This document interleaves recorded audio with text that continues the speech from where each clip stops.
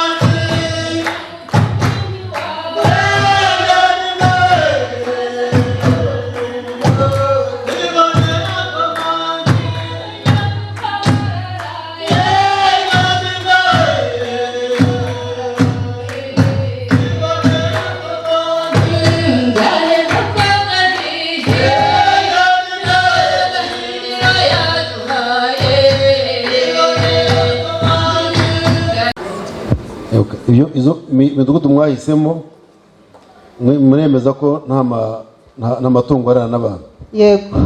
Sawa sawa. Murakoze nyakubahwa gavana. Muri ya midugudu kandi twari twahaye target yo kubaka udutanda tw'amasahani 70 byarakozwe. Ni ukuvuga ngo isuku barayifite bijyanye n'amasahani rwose, microbe bashyira ku gatanda k'amasahani zigapfa nta kibazo bafite. Ibikoresho byo mu gikoni birajyana n'udutanda tw'amasahani nabyo nta kibazo gihari. Ibimoteri twari twahaye target yo kubaka ibimoteri 476 byarubatswe, turi ku kigereranyo cy'100%. Isuku ku muharuro nyakubahwa gavana, iyo ugeze muri ya midugudu kikubwira ko hageze ni isuku, haba harabagirana. Imiryango izaba itarangwamo imirire mibi n'igwingira ry'abana muri ya midugudu, abana bari mu muhondo ntabo, abana bose bameze neza. Mu mutuku nabo ntabo, bari mu cyatsi abo twari dufite bose bari mu cyatsi, bafite ubuzima bwiza. Igikoni cy'umudugudu twari twemeje ko muri ya midugudu bira bikoni by'umudugudu bigomba gukora neza, kuko rero bikora neza ndetse bifite n'ibikoresho bihagije, kuko muri uriya mwaka w'imihigo twagiye dukurikirana raporo zose. Twari twihaye target kandi yo gutera ibiti by'imbuto, imbuto ziribwa 822 byaratewe.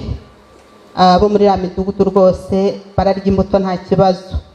Akarima k'igikoni kuri buri muryango, imiryango twari dufitemo 2674. Iyi miryango yose ifite uturima tw'igikoni, imboga barazibona hafi mu rugo. Kuremera amatungo magufi twari dufite target yo kuremera amatungo magufi 462 yaratanzwe. Aha harimo inkoko, ihene yaratanzwe rwose. Hari service mbonezamikurire mu midugudu home based ECD. Hangaha twari twihaye target ko hagomba kuvuka indi home based ECD. Icyo bidufasha mu buryo bwo kubana neza n'imiryango cyangwa se imiryango ikumirwamo amakimbirane ni byiza, kuko iyo hajya habaho imigoroba y'ababyeyi abagabo n'abagore bakitabira. Twasanze rero ari uruhare rwiza, leta yadutekerejeho neza. Hari igikorwa cyitwa tujyanemo kandi tugumanemo, hanyuma rero tubona ari byiza kandi tubona hari icyo bidufasha mu kugira ngo u Rwanda rwacu rutere imbere ku ruhare rw'umugore. Dufite gahunda ya tujyanemo kandi tugumanemo, nibyo nk'umuco dutozwa nk'abanyarwanda tugomba kumva kandi tukumvira. Rero natwe turi tayari kugira ngo tumufashe kujyana muri ibyo bikorwa byo gushishikariza abo tuyoboye cyangwa se ba mutima w'urugo kugira ngo bigende neza kandi tubikore neza kandi umuhigo tuzawesa. Ikintu abagore bafite ubumuga cyangwa abakobwa bafite ubumuga n'abafite abana bafite ubumuga bibaye ngombwa bakabona ubufasha, abana babo bakavuzwa n'iterambere ryabo rya buri munsi, bakava mu mihanda ntibasabirize nk'abantu badashoboye. Mbese ikigendero cyane ni ubufasha bwo kugira ngo biyumvemo ko nabo ari abantu nk'abandi, nk'uko ngerageza kubaha ikiganiro gifatika cyiza kugira ngo abana babo babakire mu buzima bwabo mu bumuga bafite, noneho babonye n'ubundi bufasha bwo kuvuzwa n'uburyo bw'imibereho yabo ya buri munsi, nabwo byabafasha. Ingamba tuvanye aha ngaha rero ni ukubashishikariza gukora no kwiteza imbere nka ba mutima w'urugo n'abana babo, ntibabe babana bahezwe inyuma ngo bafite ubumuga.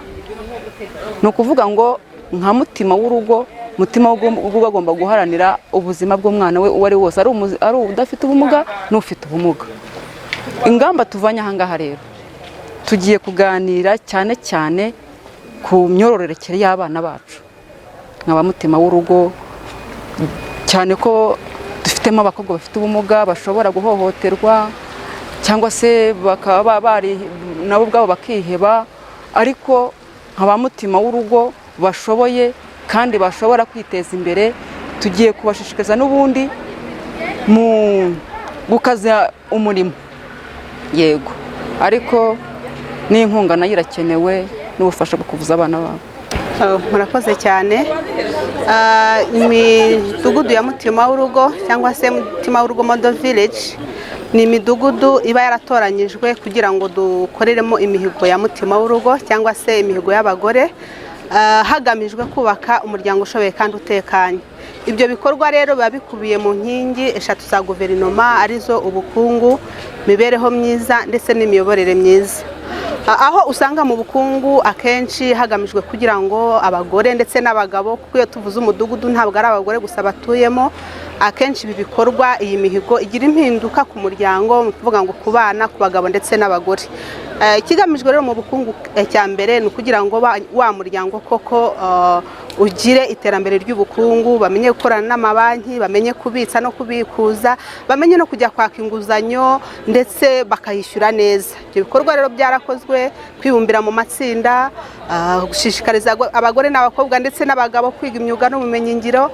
Ibijyanye n'ubukungu n'ibyo ariko byarakozwe kandi ku kigero cyiza. Mu mibereho myiza akenshi tugaruka ku mibereho y'umuryango, aho usanga tugaruka ku bana b'abakobwa baterwa inda tukazirwanya, kandi nk'uko byagaragaye mwabonye ko turi ku kigero gishimishije muri iriya midugudu, nubwo usanga mu yindi midugudu birimo, ariko muri iriya midugudu ya mutima w'urugo haba harakozwe ibishoboka kugira ngo dukumire za nda ziterwa abangavu, abana kujya ku ishuri. Muri iriya midugudu nta bana bata ishuri, ku buryo usanga iyi mihigo izana impinduka zikomeye mu mibereho myiza. Mu miyoborere myiza rero nabwo tugaruka kurwanya amakimbirane mu muryango. Navuga ngo uyu muhigo uramutse ugiye mu midugudu yose, akarere kacu kagera ku ntego, aho wasanga koko ya makimbirane mu muryango yaracitse, kuko iyi mihigo igira uruhare mu kurwanya amakimbirane ndetse no gukangurira imiryango itarasezeranye gusezerana. Ku bijyanye rero n'igikorwa kugira ngo iriya mihigo igerweho, cya mbere n'ubufatanye n'inzego z'ibanze, kuko ba mutima w'urugo bonyine burya nta maboko ntacyo bageraho. Iyo tuvuze umutima ugira ibindi bice biwufasha, nibyo ni mutima w'urugo, ariko hari umutwe, hari amaboko, hari amaguru. Ibyo bice byose rero bigomba kugira uruhare kugira ngo ya mihigo ishyirwe mu bikorwa. Bivuga ngo dufite abakuru b'imidugudu, dufite inzego z'ibanze, dufite komite nyobozi, dufite umurenge, abo bafatanyabikorwa bose, amadini n'amatorero ndetse n'imiryango yigenga, abo bose baradufasha kugira ngo koko ya mihigo ishyirwe mu bikorwa, ariko kandi ba mutima w'urugo akaba ari twe tugenda tuyikurikirana ndetse tukagira n'udushya. Bidufasha cyane kugira ngo ya mihigo igerweho nuko dushaka udushya mu gukemura bya bibazo, aho usanga dufite udushya dutandukanye nka wireberera, aho usanga umwana wese umufata nk'uwawe, inzererezi, aho dufite ishuri ry'umuryango ridufasha kurwanya amakimbirane. Mbese abadufasha bo kugira ngo tugere kuri ya mihigo ni benshi, ndetse n'ibikorwa kugira ngo tuyigereho nabyo birahari. Ifandwa TV, Factory 1 Rwamagana.